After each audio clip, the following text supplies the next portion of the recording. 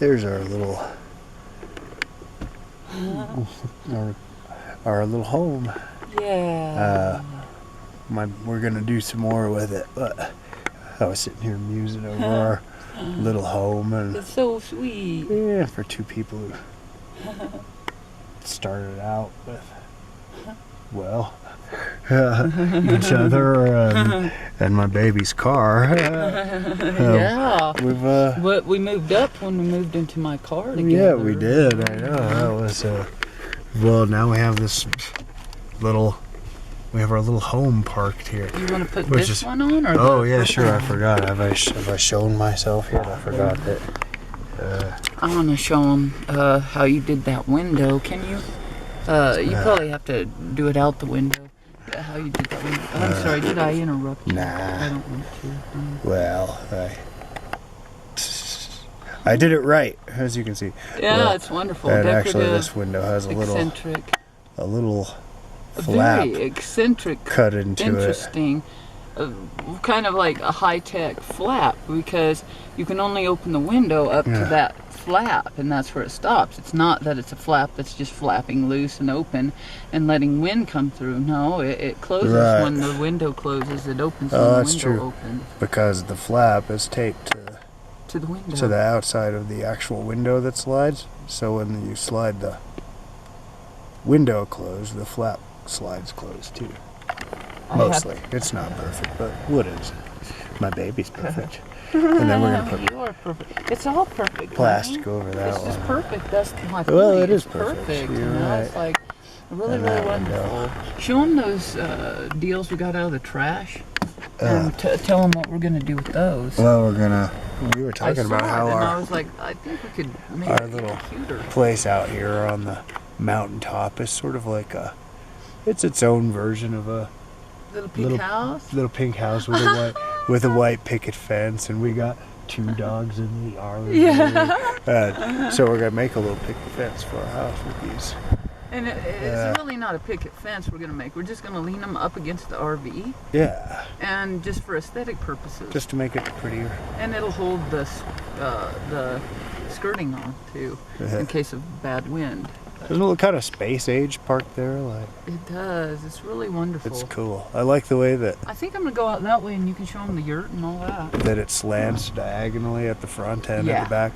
So, but when you look at it this way, it looks more like it's the sides. And that's the front. You know, that the sides. That's the front of our house. Right. The front is the part we're looking at. But this is the front of the RV. It's funny. Oh, will you show me? Oh yeah.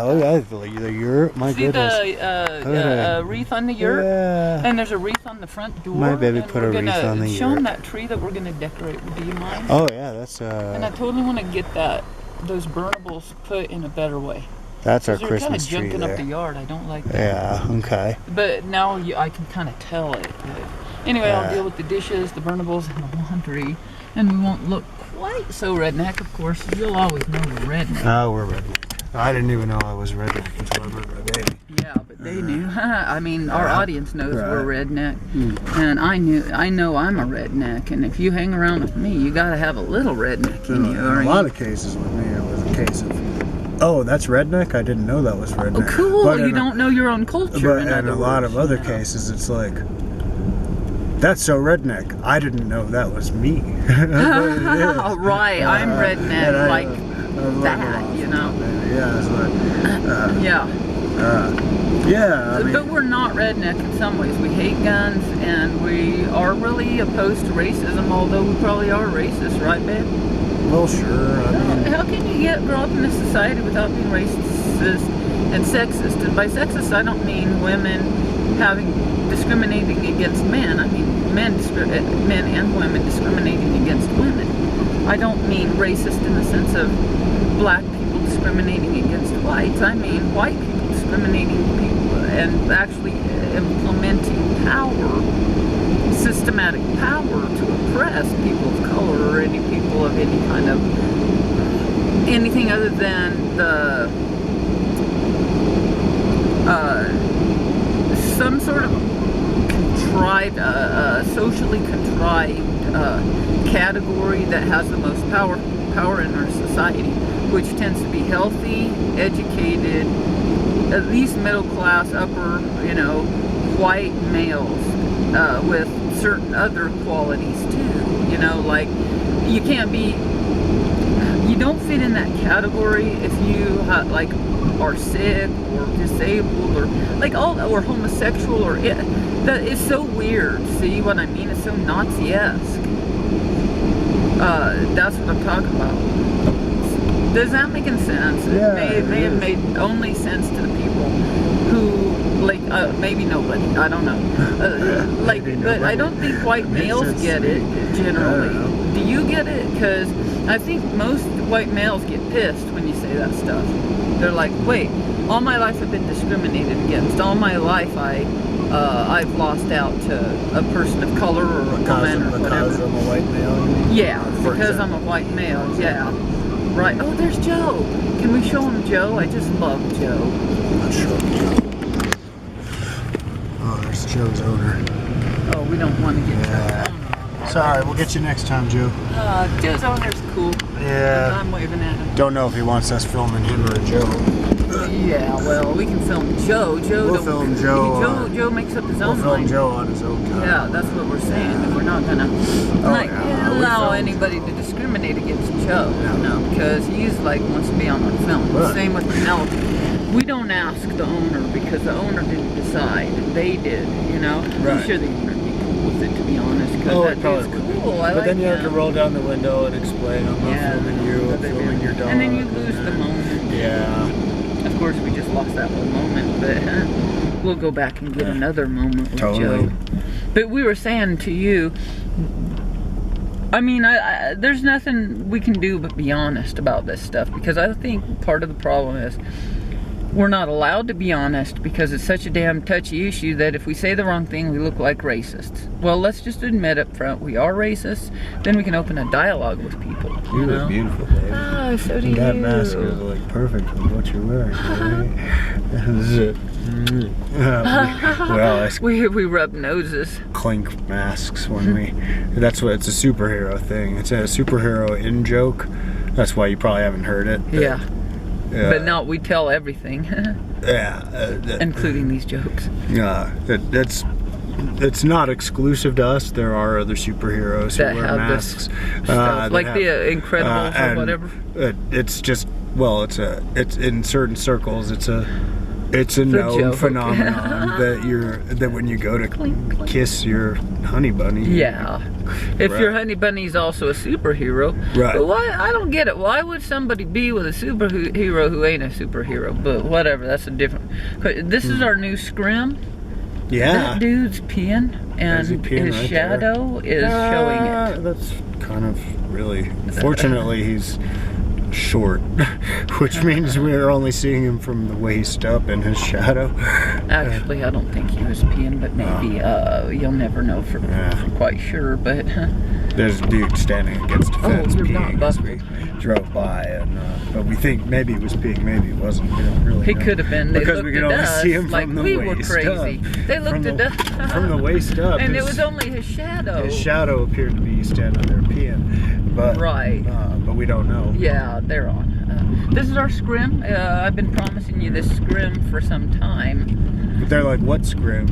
I know. I bet they're like, what the hell? All we see are like stars. Stardust floating Stardust. There, you know? I love it, honey.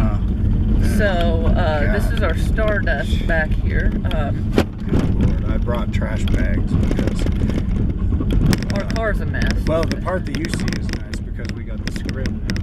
And we got to cover the mess covered up with our bags. But it's sort of like when you go to the theater.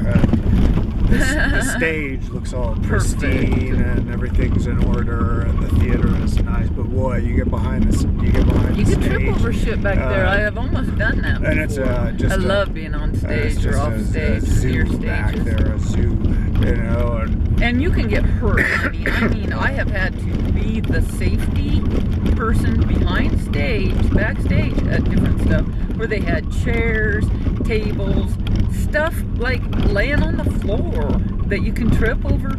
I don't get it. Why don't they have somebody who's a little more safety conscious doing stuff like that? Like, being like you, Jody. Right. You're here as a performer, but come in early, check for safety issues, try to be on the ball, protect everybody in the show, because we don't need an actor coming out and breaking their damn leg. They have those on movie sets, don't they? Didn't we learn that they have a safety guy? And that is exactly. That's I don't remember what Jeff taught us that. Jeff Biedenbach. Right. We owe him like $90. Was it $45 a piece? We haven't paid it. He gave us a sandwich. Yeah. This shit is wrong, but you guys, we really haven't had the money to do that. We owe 2 library fines. We got to pay both of them, and I want to pay him out of this money. I don't know, not Jeff, but the library.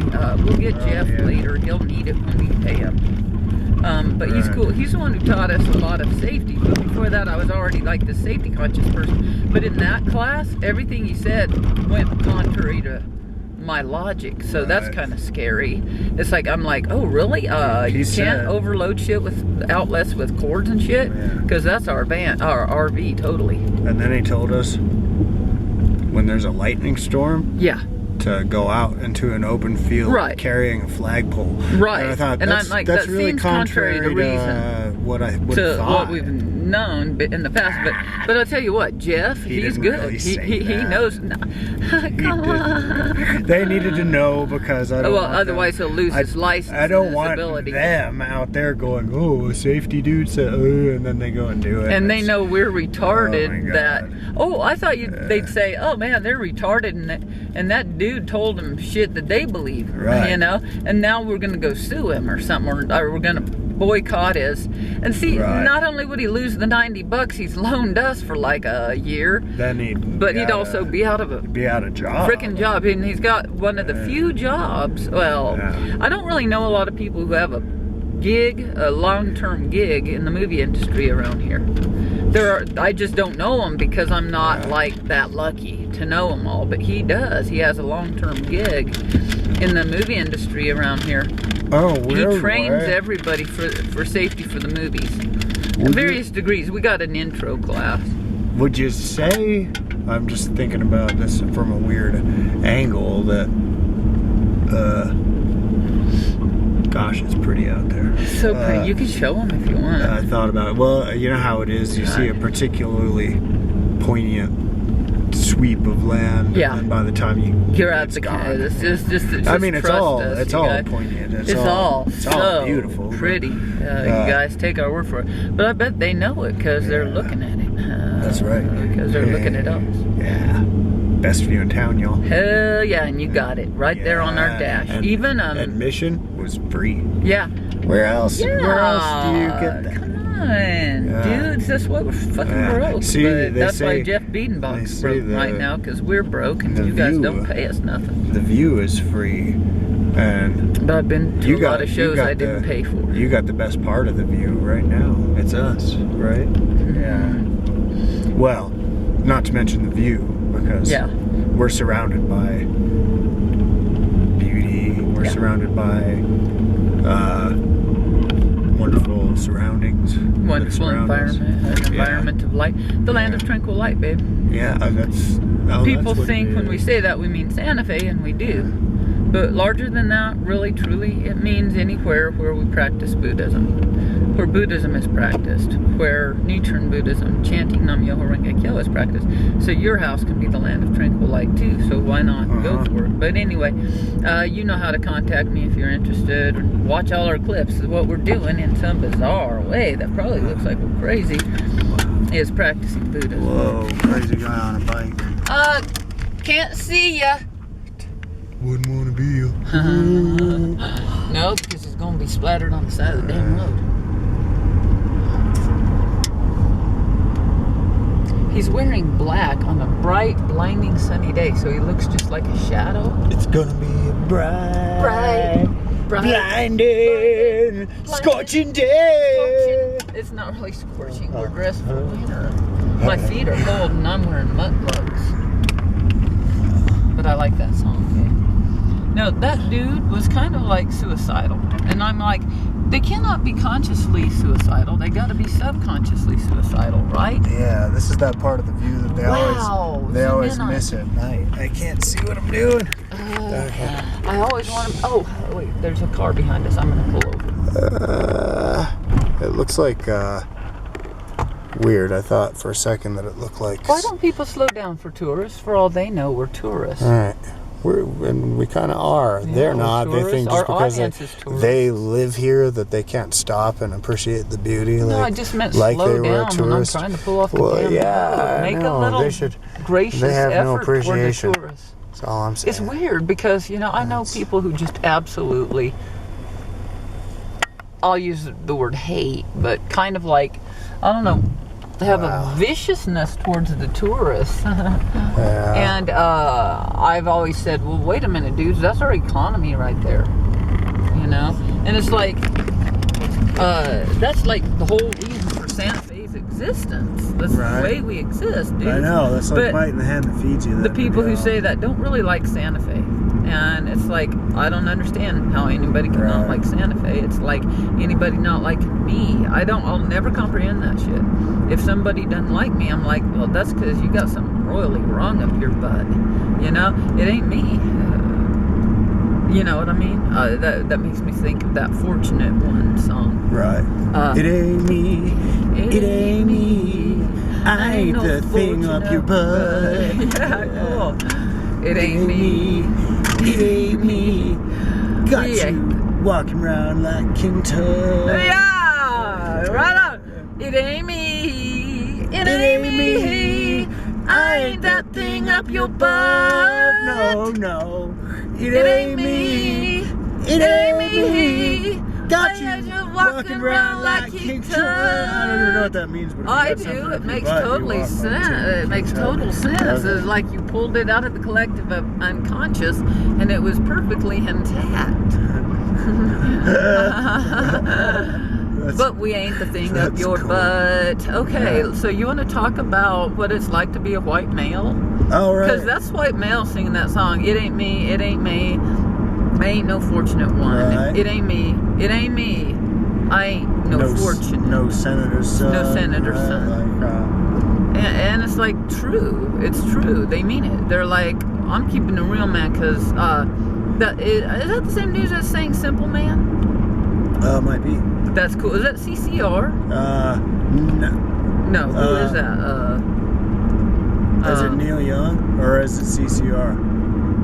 Whoever it is, they're cool. I think it's CCR, maybe, or either that, yeah. Fortunate One and Simple or John Man. Fogerty, but I don't know Who's John Fogerty? He's the What lead he's singer of Creed. Of CCR. Okay, same thing then. Okay. Right. That's what I say. If you're one of the Beatles and you're singing not with the Beatles, you're still a freaking Beatle. Oh, that's true. It's like Levon Helm. Yeah, he does his own work, but he's still the band. Right. You know? But Dan Fogerty is CCR. Cool. No, not Dan Fogerty. John Fogerty. John Fogerty. I was going to say John Haggerty, but that's the guy who played Grizzly Adams. So.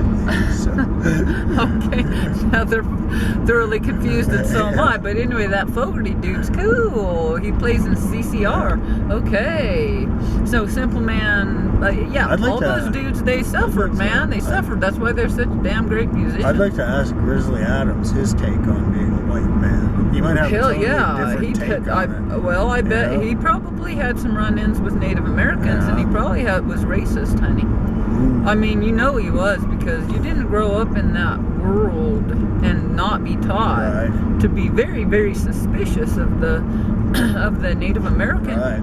And certainly least. they were taught to At be very least. suspicious of you if you were the white Well, dude. they had reason to be suspicious. Yeah. I mean, we Stay away from massacred that their guy, that's people. what I They're think. Right. We were genocidal, hun.